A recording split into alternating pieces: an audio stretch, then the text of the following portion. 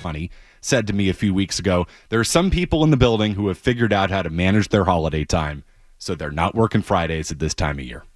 Which means you're going to get me, Matt McCarthy, I'm going to guess on a Friday, probably until, I don't know, New Year's at least. We're heading towards that time. We don't have much time for you tonight. So we'll open up the phone lines early and often at 617-779-0985. This is we're handing things off to Grandy and Max at 6:30 tonight as the Celtics take on the Wizards in the NBA Cup. Very exciting, I know. But I do want to start with the Pro Football Hall of Fame and Robert Kraft's candidacy falling short yet again, which in the grand scheme of things, I don't really care about, because I don't care if Robert Kraft himself gets into the Hall of Fame. I mean, really, it's no skin off my back. I care about players. As a sports fan, I care about players getting into the Hall of Fame. I do care about that. But owners, not so much. Even coaches, I can kind of take or leave. So in the end, I don't really care if Robert Kraft gets in, but let's call a spade a spade. He should be in. I mean, this is obvious. He should be in. The guys who were in before him, Jerry Jones, Pat Bowlen, Eddie DeBartolo, it's obvious. Robert Kraft should be in, and I think it's a joke that he's not in. And it's because there are people behind the scenes running a campaign against him. Silent assassins, according to Don Van Natta of ESPN. Get a load of this. The silent assassins working against Robert Kraft. There's definitely a group of what one voter called silent assassins that are going after Kraft year in and year out. These deliberations are secret, Clinton. Okay. They're some of the most secret deliberations in sports, but I was able to get quite a few voters to sort of open up with me on background and some on the record about what happens. And this quiet group that has their reasons for not supporting Kraft have had quite an impact, obviously. And that's despite some very influential and, bold-faced names who have been Kraft supporters. I'm talking about Bill Polian, for instance, huge Kraft supporter. Peter King, the legendary NFL writer, just retired. He's been a Kraft guy. Our own Sal Paolantonio is another person who's on the record of my story, who was quite sad when Kraft got denied again last year. Another guy named Jason Cole, veteran NFL writer. These are very influential voters who are backing Kraft, and yet they have not been enough to push him into the end zone. So who's holding him back? And the answer is we don't know, because this is the way the NFL wants it. This is the way the Pro Football Hall of Fame does their business. It's smoke-filled rooms. You don't know who's voting for who's not voting for who. I mean, say what you want about the Baseball Hall of Fame, which obviously has become a bit of a farce given the best players of the steroid era are not in the Hall of Fame. But at least you know who's voting for who and who's not voting for who. Like, I could text Dan Shaughnessy and be like, hey, Dan, you a-hole, vote for the steroid guys. I can walk in and be like, Maz, you voted for Edgar Martinez. He didn't hit enough home runs and he didn't play the field. Bad vote. Bad vote. At least I can hold people accountable. At least you, as the fan, know who's doing what. At least there's transparency. You might not agree with the results, but there's transparency. And there's no transparency here when it comes to it. So you have to wonder who's keeping Robert Kraft out. And if there's no transparency, then that's going to lead to rampant speculation and conspiracies. So allow me to engage in it. I think Bill Belichick's one of the silent assassins. And I never really considered this thought until last night, because this Robert Kraft campaign has been going on for years. If you read the Van Natta story, you understand that Stacey James and the Patriots have been trying to get Robert Kraft in the Hall of Fame for years. I would argue rightfully so, but again, ultimately I don't care whether or not he gets in. But once I found out who got in last night and who was chosen over Robert Kraft, I smelled a rat. This guy, what's his name? Hay? Something Hay? This guy who got in the Hall of Fame last night is exactly the type of candidate that Bill Belichick would champion. Some dude you've never heard of from the Canton Bulldogs in 1918. When Babe Ruth was still playing for the Red Sox, World War I was still going on, and Woodrow Wilson was president. There's only one person on planet Earth that I know who knows of people from that era and cares about people from that era and would champion people from that era. It's Mr. NFL 100 himself, Bill Belichick. We also know that Bill Belichick loves playing kingmaker behind the scenes. Do not ignore this fact. He loves playing the politics of it. He loves wielding influence over people. Let's not forget his involvement in the Brian Daboll, Brian Flores whole thing going on with the Giants. Bill has his hands in everything. You think he doesn't have his hands in influencing people in a smoke-filled room in Canton, Ohio? He has his hands in who the Giants head coach is. He's always working his people behind the scenes. He's got people making arguments for him. Surrogates. Mike Lombardi's of the world. And the stunt he pulled at the Super Bowl last year. Bill loves playing kingmaker. Would you totally rule it out that he's opposing Robert's candidacy behind the scenes? I do not rule it out. Given the state of their relationship, given Bill's penchant for wanting to work people over behind the scenes, I have to work under the assumption, if we do not know who is opposing Robert Kraft's candidacy, I have to work under the assumption that Bill Belichick is one of those people. And the guy they put in favor of Robert Kraft, in place of Robert Kraft yesterday, he reeks of Bill. Reeks of Bill. 1918. Some dude who was working with George Halas. Please, that has Bill Belichick written all over it. I'll also say this. While I will allow for the fact, and, will suggest here, as I am, that Bill Belichick is actively maybe trying to work against Robert Kraft's candidacy or, frankly, block it, whatever you want to say, I also think maybe a little bit unintentionally, Bill's hurt the candidacy of his former players. This has been an opinion I've had for a long time. I've said it for years. The Patriots are underrepresented in Canton. I've got a breakdown of Hall of Famers by decade. If you take the 60s Packers, the 70s Steelers, the 80s 49ers, the 90s Cowboys, and the 2000 Patriots, you will see that the Patriots are nowhere near as represented in Canton as those teams. 60s Packers had 11 guys go to the Hall of Fame. 70s Steelers, 14. 80s 49ers, 8. The 90s Cowboys, 8. The Patriots of the last 20 years, not 10 years, 20 years, only 4 guys have made it so far. Law, Seymour, Moss, and Revis. And 2 of those guys, you could argue, were mercenaries, weren't even really Patriots, whatever you want to say. That's it so far. Now, Brady, Gronk, Vinatieri, all locks. They'll get there soon. Belichick is a lock. I would think that Robert Kraft is a lock, but he hasn't gotten in yet, maybe because Bill's working against him behind the scenes, but who knows about that? But ask yourself that, or this, after those guys I just listed. Are the Patriots going to get any more Hall of Famers over the course of 20 years? Are they going to get any more Hall of Famers than the guys I just listed? Law, Seymour, Moss, Revis, Brady, Gronk, Vinatieri, Bill. And maybe Kraft. That's only 8 or 9 contributors over the course of a 20-year period. That's a far cry from the dynasties that came before the Patriots, given they did it for 20 years. I mean, to me, that's a joke. For a team that has accomplished everything they have accomplished, they are not getting the recognition that they deserve. And to me, part of that is the Bill Belichick factor. I think for a long time, Bill successfully manufactured the belief that he elevated these players, that he created them, that he morphed them into winners. I mean, we did the Brady-Belichick debate for years. This is kind of the same thing.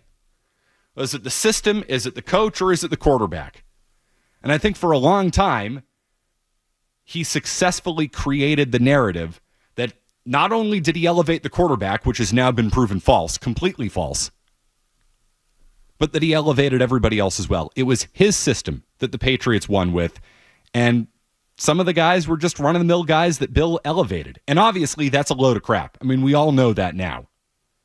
But I think that thing still exists in the eyes of the voters. Again, well, Bill did that. Those players didn't do that. And trust me, I think Bill likes that. You look at a guy like Rodney Harrison, you could say, oh, he was washed before Bill brought him in. Rodney Harrison should be in the Hall of Fame. I'm going to say Mike Vrabel. Yeah, we can have an argument about whether Mike Vrabel should be in the Hall of Fame, but, he was nothing before Bill. And Willie McGinnis was just an underachiever before Bill. They actually made him available in the expansion draft to the Texans. Julian Edelman was a quarterback. Bill turned him into a scrappy wide receiver. Nobody knew who Wes Welker was, but Bill saw him and brought him in and made him who he was. Vince Wilfork was a system guy. Like, you could go on and on and on of some of the role players, shall we say, for lack of a better term, who maybe on other teams would have gotten more consideration for the Hall of Fame, but none of those guys have really even come close, which is generally not the way it works in sports. Winning teams across all sports are usually overrepresented in the Hall of Fame. That's not just football, that's baseball, everything. I looked this up today. The Yankees have 24 guys in Cooperstown wearing Yankees hats. And trust me, not all of them are Mickey Mantle and Babe Ruth. There are a ton of contributor guys, the Phil Rizzutos of the world, who half of you probably don't even know. But that's almost always the way it works. If you are a dynasty, your borderline guys get in. Well, maybe he wasn't the best player in his sport at the time, wasn't the best player at his position, but, that team really wouldn't have won without him. He was such a big contributor. He was a big winner. That's generally the way it works with Hall of Fames across sports. It's the way it's worked with the teams that came before the Patriots. Your kind of borderline guys get in because they were such a winner. That has not existed with the Patriots. Again, across 20 years, they only have 4 guys who have made the Hall of Fame so far. 2 of them were mercenaries. The Bill thing hurts him there. It does. And I think Bill has successfully cultivated that he created them. So I think as a result, the presence of Bill Belichick has kept some of the best Patriots players of the last 20 years out of the Hall of Fame or even from being considered. And make no mistake about it, I think he's a little bit more active in perhaps opposing Robert Kraft. I don't think he's opposing any of his former players, but I think it's a nice little feather in his cap. Look at how many championships I won, and I only had 4 Hall of Famers compared to the Steelers' 14. It's a nice little feather in Bill's cap that works for him. Helps his legacy a little bit, doesn't it? And I think the voters haven't figured that out yet. But again, that's just me speculating because we don't know who votes for who and how this all happens. So the conspiracy theory is this. It's simple. Bill Belichick's working people over behind the scenes. You think he wouldn't have a reason to this year? And obviously there's already opposition to Robert Kraft in the first place, which we can't know and we don't understand and why this is happening. But I guarantee you this. Bill Belichick's a part of that opposition. 617-779-0985. A lot to get to and not a lot of time to do it. We got the Celtics coming your way at 6:30. Couple open phone lines. Grab them. It's McCarthy in for Joe here on the Sports Hub. More Joe Murray coming up on the Sports Hub.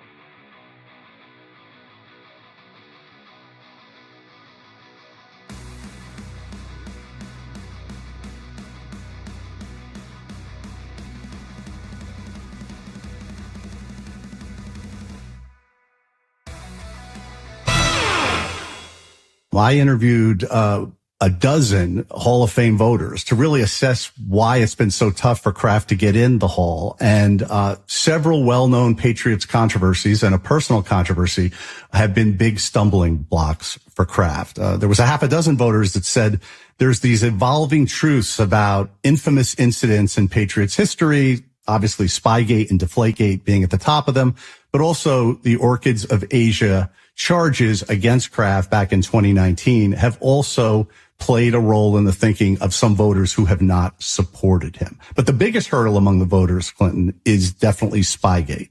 That's the 2007 operation by Belichick that stole coaches' signals by videotaping them from the sideline.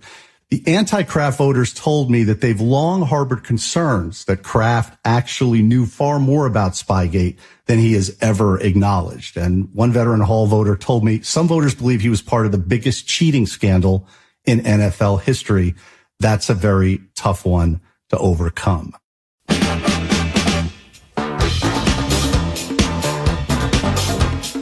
Doesn't that conveniently benefit Bill Belichick too? Spygate undeniably has been something that Bill has worn. That has been Bill's scandal. It's not Brady's scandal. It's not Robert Kraft's scandal. I mean, sure, it's the Patriots scandal, but that was Bill, right? We know that was Bill. And that is the number one thing that's been held against Bill Belichick and his legacy. Kind of benefits Bill, right? If Robert is taking a little bit of that blame too. I don't know. It's all just a little too convenient for me. I'm all for the conspiracy theory. It's McCarthy in for Joe. Who's holding Robert Kraft back from the Hall of Fame? We don't know because we don't barely even know who the voters are and what they discuss in the room and who they're discussing and who they're discussing it with and what they're discussing and you name it and who's influencing who with the votes. I mean, it's as dirty as it gets, this whole process. And Robert Kraft should be in the Hall of Fame. Who's holding him back? Excuse me if I take an opportunity to say I don't know how this is all working and I wonder what Bill's role is in all of it. And this Ralph Hay thing is a giveaway to me. Ralph Hay. You have to, I mean, the guy has a Wikipedia page that you scroll down twice and you've seen the full thing of it. That's it. The first thing, Skaz, the first thing on Ralph Hay's Wikipedia page, the guy who just got into the Hall of Fame over Robert Kraft, easily one of the most influential owners in the modern NFL, has had a bigger impact on the game, certainly, than Pat Bowlen and Eddie DeBartolo and all these guys who have gotten in. Ralph Hay, the first thing that comes up is he was a car salesman in Canton, Ohio. And that's about as long as his write-up on the Canton Bulldogs. He was the owner of the Canton Bulldogs from 1918 to 1922, where he, I guess, technically co-founded the NFL because he organized a meeting, I kid you not, in his car dealership with the other owners of nearby football teams, and they founded the National Football League, and that's what this guy's getting into the Hall of Fame for. Who the hell has ever heard of this guy before? This is the type of guy that Bill knows. Mr. NFL 100 himself. Oh, there's something about this candidacy that I'm like, I bet Bill did all kinds of research on this. I bet Bill talked to some people about this. It smells. The whole thing smells. Your thoughts. Frank and Quincy. Hey, Frank. Hi, how you doing, McCarthy? What's up? First of all, love the Belichick take. I think you're absolutely right. He's definitely pulling the strings behind the scenes right now. The part that I disagree with is that he's keeping other guys out. I mean, you mentioned the Yankees, and I think that's just going too far. 24, however, whatever the number said of how many guys are in the Hall. The Yankees have won the pennant 40-something times, right, and like twice in the past two decades. So sometimes good players, it's a testament to good teams. You're sacrificing. Derek White would score 27 on Detroit, but I don't think he's keeping guys out. But I love the take that he's keeping Kraft out. But he is not. He's not sacrificing anybody else that played on those teams. Oh no, Frank. I didn't say that. I didn't say that he's actively campaigning against his former players. But I do think the narrative that he helped establish and the narrative that he cultivated over 20 years here was that it's about the system and it's about the coaching, and he elevated those players. I think indirectly that has harmed the candidacy of some deserving Patriots players. So, like, you know what I mean? It's because, oh, well, Belichick elevated that guy. I think voters kind of have that mentality. I don't think Belichick is working the scenes behind the scenes to be like Rodney Harrison shouldn't be in the Hall of Fame. In fact, the exact opposite.